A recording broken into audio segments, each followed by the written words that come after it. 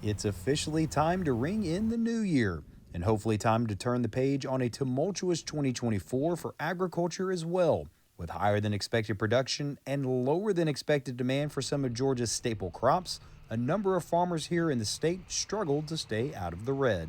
Unfortunately, throughout the growing season, commodity prices kept going down and down and down. And so we kept hearing more about financial stress and concern about how are growers going to make it work this year in 2024, just because margins that were tight already, they were getting smaller to potentially negative. However, those looking for a big bounce back in 2025 should temper their expectations, as signs are pointing to another depressed market for a number of row crops. Really, the outlook for 2025 is for commodity prices to stay low again, unfortunately, for those that are growing the commodities. It's good news for those that are using commodities to feed, like the livestock industry and the poultry industry, because they're going to see low feed prices there. So good news on that side of the spectrum. But for those that are growing the commodities, the outlook is for continued low prices. The news isn't all bad, as the cost of production appears to have stabilized after seeing a nearly 30% jump in the past 4 years.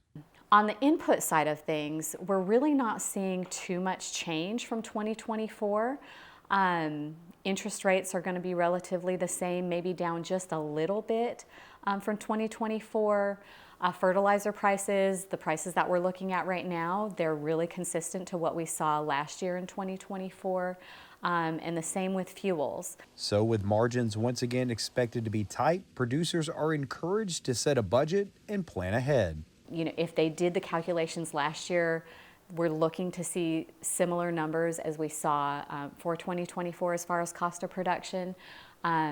And just making sure that they're watching the markets, if they can do any risk management tools like forward pricing, some of what they plan to produce to help reduce price risk, especially if they can forward price above their cost of production. There is also growing optimism for a new farm bill in 2025, which could help mitigate some of the financial issues agriculture currently faces. In order for rural areas and farmers to survive, it's important to have government policies that support agriculture and provide a safety net so we can continue to see a sustainable ag industry.